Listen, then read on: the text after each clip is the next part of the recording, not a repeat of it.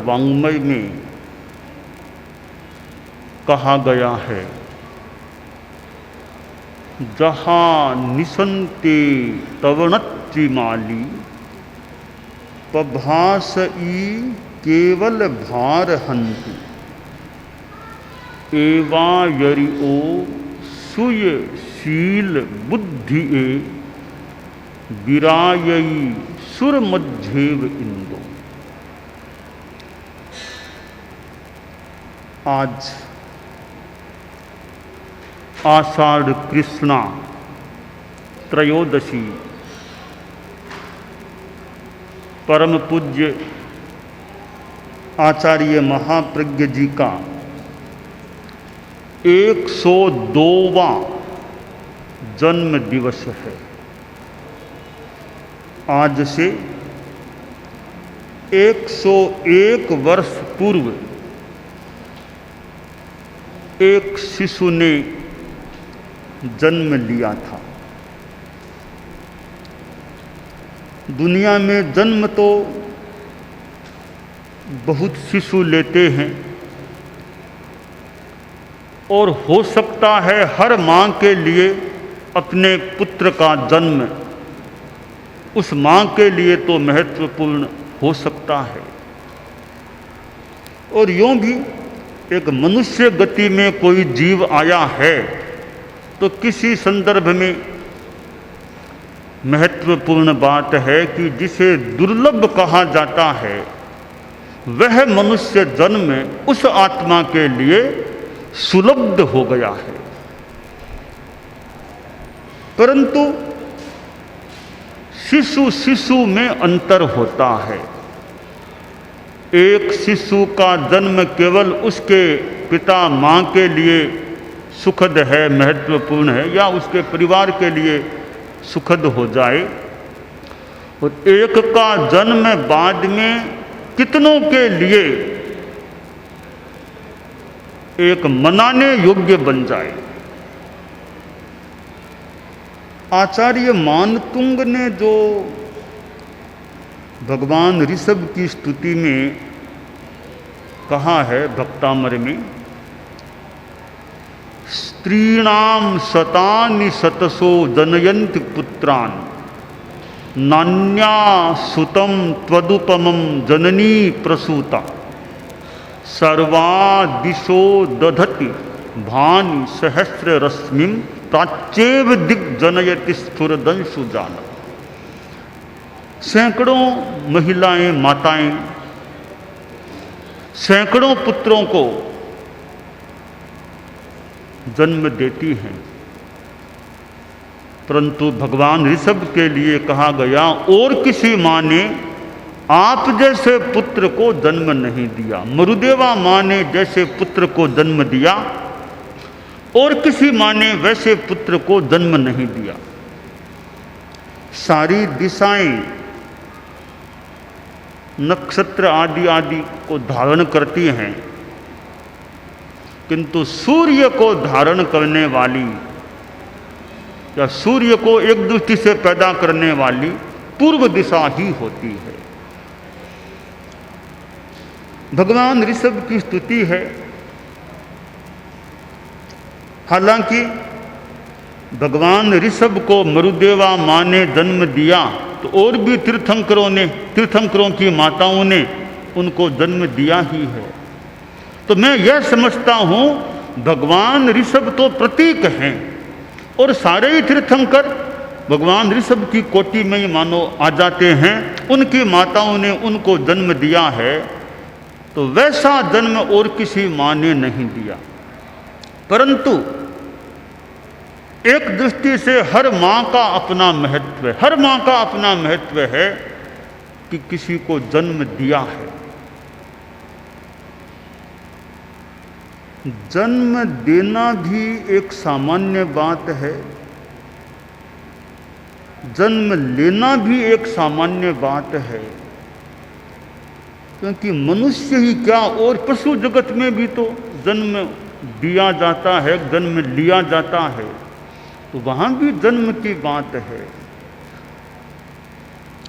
किसका जन्म कितना महत्वपूर्ण, यह भी एक ठीक है, एक विषय है। हम इस बात पर आए कि जन्म और मृत्यु तो एक शाश्वत सच्चाइयाँ हैं, तथ्य हैं, घटनाएं हैं। मैं मेरी माँ का लाडला हो सकता हूँ और सब अपनी माँ के लाडले हो सकते हैं, कोई बड़ी बात नहीं है। बड़ी बात यह है ध्यान देने की कि माताओं ने तो जन्म दे दिया, मान लें माता पिता ने जन्म उनसे हो गया हमारा, हमने क्या किया है जन्म लेने के बाद, वो खास बात है। जो आदमी जन्म के बाद अपने जीवन काल में ऐसा महनीय महत्वपूर्ण कार्य करता है, तस्य सुलब्धम भवति जन्मे, उसका जन्म अपने आप में महत्वपूर्ण हो जाता है।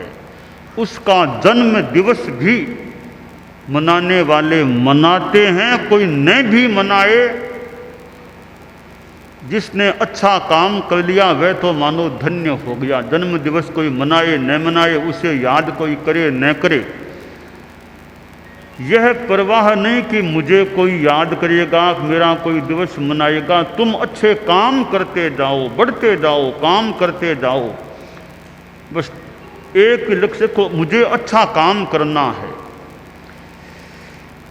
परम पूज्य आचार्य महाप्रज्ञ जी ने आज की तिथि में यानी आषाढ़ कृष्णा त्रयोदशी को विक्रम संवत 1977 में एक तमकोर जैसे राजस्थान के गांव में जन्म लिया था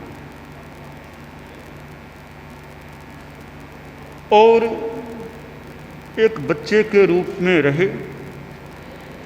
हम वर्तमान जीवन के जन्म को तो देख लेते हैं, इस वर्तमान के पीछे अतीत कितना अनंत पड़ा है, उसको देखना हर किसी के वश की बात नहीं। यानी पीछे को देखना, इस जन्म से पहले क्या स्थिति थी, उसको जान पाना मुश्किल होता है। खुद की पीछे की पूर्व की स्थिति को भी जानना मुश्किल है, दूसरों की तो जानना और भी ज़्यादा मुश्किल हो सकता है। मैं पहले क्या था, यह पूर्व जन्म का ज्ञान किसी किसी को हो सकता है, तो कोई कोई पूर्व जन्म के ज्ञान के लिए प्रयास भी कर सकता है। वह हमारे लिए प्रायः बहुधा अज्ञात सा रहता है, परंतु उस अज्ञात की भी पृष्ठभूमि बड़ी मजबूत हो सकती है। आचार्य महाप्रज्ञ जी ने जन्म लिया और आगे फिर वो साधु भी बने, एक विद्वान व्यक्तित्व के रूप में भी उभरे, एक दार्शनिक संत के रूप में भी उनका नाम आया और एक फिर ध्यानी योगी के रूप में भी वो प्रादुर्भूत हुए। तेरापंथ के युवाचार्य के रूप में भी स्पष्ट हो गए, सामने आ गए, और फिर तेरापंथ के आचार्य के रूप में भी सामने आ गए, और युग प्रधान आचार्य के रूप में भी उन्होंने गौरव प्राप्त कर लिया। करीब 90 वर्षों का उनका जीवन काल रहा। यह वर्तमान हमारे सामने है, आचार्य महाप्रज्ञ जी के जीवन का वर्तमान हमारे सामने है। उनका अतीत क्या था वो तो कौन जानता है, इस वर्तमान के बाद में क्या स्थिति है वो भी कौन कितना स्पष्ट जान सकता है। कुछ कुछ किसी को जानकारी अस्पष्ट, स्पष्ट, यथार्थ अयथार्थ कुछ हो जाए तो हो जाए, परंतु अतीत और अनागत को हम नहीं भी जान पाए, वर्तमान को हम फिर भी जान लेते हैं। परंतु वर्तमान की जो स्थितियां बनी है उनमें अतीत की भी बड़ी गहरी पृष्ठभूमि हो सकती है। और वर्तमान की जो स्थितियां बनी है उनके आधार पर भविष्य का भी एक जो निर्माण हो, उसमें इस वर्तमान जीवन की बहुत बड़ी आधारशिला भी हो सकती है। तो हम खैर ये भी दार्शनिक बातें हो सकती हैं, अतीत भविष्य। हम आचार्य महाप्रज्ञ जी के वर्तमान पर ध्यान दें, वर्तमान यानी जो उनका महाप्रज्ञ जी के रूप में जीवन था, जन्म था। आचार्य महाप्रज्ञ जी ने बौद्धिकता भी प्राप्त की थी।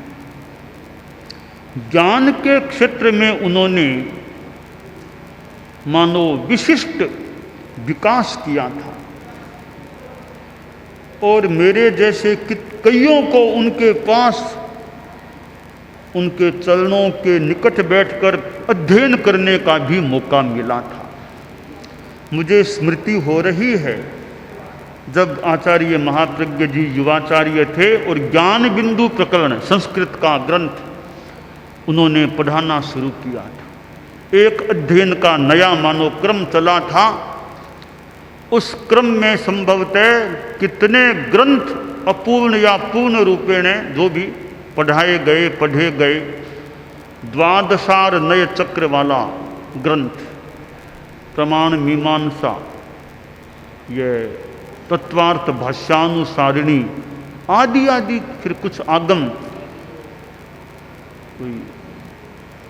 अनेक अनेक ग्रंथों का पारायण मेरे देखने में उन्होंने युवाचार्य काल में कराया था। और कई बार गुरुदेव आचार्य तुलसी विरासते उनकी सन्निधि में वाचन का क्रम चलता था। वे युवाचार्य भी थे और एक अनौपचारिक रूप में उपाध्याय भी थे। ऐसा लगा, भले घोषित रूप में उपाध्याय का पद न भी दिया गया हो, पर वो पब्लिकली घोषित रूप में न भी दिया गया हो, पर वो एक जब अध्ययन कराते थे तो मानो कि एक उपाध्याय की भूमिका वो अदा करते थे। आचार्य महाप्रज्ञ जी का संस्कृत भाषा का अच्छा अध्ययन था। संस्कृत पर उनका कितना मानो अधिकार रहा होगा, वक्तव्य देना हो, लेखन करना हो, पढ़ना हो, पढ़ाना हो, समझना हो, कितना उनका अधिकार रहा होगा। और उन्होंने जो जैन आगमों का कार्य किया, जो भी संपादन, अनुवादन, टिप्पण, लेखन आदि, उसमें उनका संस्कृत भाषा का जो अध्ययन था, ज्ञान था, वो भी बड़ा सहयोगी बना है, ऐसा मेरा मंतव्य है। एक विशिष्ट वैदुष्य उन्होंने प्राप्त कर लिया था और स्वयं ने ही नहीं किया, दूसरों को भी कुछ देने का, अध्यापन करने का भी उन्होंने प्रयास किया। और जैन आगमों के संपादन का जो कार्य उन्होंने किया, वह उनके जीवन की एक महत्वपूर्ण देन है। जैन वाङ्मय को देन है और एक वाङ्मय जगत को भी उनकी देन है। कितना उन्होंने एक प्राचीन जो हमारे शास्त्र हैं उनको सुबोध बना दिया। अन्यथा आम आदमी के लिए उनको पढ़ना मुश्किल है, पर अनुवाद ऐसी हिंदी भाषा में ऐसे हो गया, टिप्पण हो गए, सुबोध हो गया, उसको पढ़ना जानना आसान हो गया। परम पूज्य आचार्य तुलसी का वाचना प्रमुखत्व इस आगम संपादन के कार्य में, आचार्य महाप्रज्ञ जी का प्रधान संपादकत्व, विवेचकत्व जो भी बहुत महत्वपूर्ण, और भी हमारे कितने लोगों का योगदान इस आगम संपादन के कार्य में रहा भी है। और वह कार्य बहुत हो गया है, तो आज भी निःशेष नहीं हुआ है, अशेष नहीं हुआ है, आज भी कुछ वह शेष की सूची में भी है। और संतोष कुछ अंशों में इस बात का है कि वो आचार्य तुलसी के नेतृत्व में जो काम शुरू हुआ वो काम आज भी वर्तमान में भी चल रहा है और वह निश्चेषता की दिशा में आगे बढ़ता रहे। बढ़ते बढ़ते मंजिल प्राप्त हो जाए कि अब आगमों का काम संपन्न हो गया है, तो आचार्य तुलसी के नेतृत्व में शुरू हुआ काम सुसंपन्न हो जाएगा। तो मानो कि गुरुदेव तुलसी का शुरू किया हुआ काम एक अच्छी तरह संपन्न हो सकेगा। तो वह कार्य आज भी चालू है। वो मुझे चालू चालू चालू ज़्यादा अब कब तक कहना पड़ेगा चालू है चालू है। कभी यह कहने का मौका आए अब संपन्न हो गया है, कभी मौका आए तो वह एक अच्छी बात हो सकेगी और एक महत्वपूर्ण कार्य संपन्न हो सकेगा। भिक्षु वाङ्मय का भी कार्य, आचार्य भिक्षु के साहित्य के संपादन का कार्य भी वो आचार्य गुरुदेव तुलसी के समय भी वैसे भिक्षु ग्रंथ रत्नाकर के रूप में 2 बड़ी बड़ी किताबें छपी थी, यानी सामने आई संभवतः, और बाद में और विस्तार से वो काम आगे बढ़ाने का इंगित आचार्य महाप्रज्ञ जी ने विशेषतया मुझको दिया था कि तुम यह काम करो। भिक्षु स्वामी के साहित्य को अनुवाद हो, वो एक अच्छे विस्तार से ग्रंथों के रूप में सामने आए। वो काम शुरू भी हुआ, कुछ आगे बढ़ा भी, कई किताबें प्रकाशित होकर उसकी सामने आ गई हैं। ये अनुकंपा की चौपाई, नवपदार्थ, ऐसे कई ग्रंथ सामने आ चुके हैं। आचार्य महाप्रज्ञ जी ज्ञान के क्षेत्र में आगे बढ़े हुए व्यक्तित्व थे और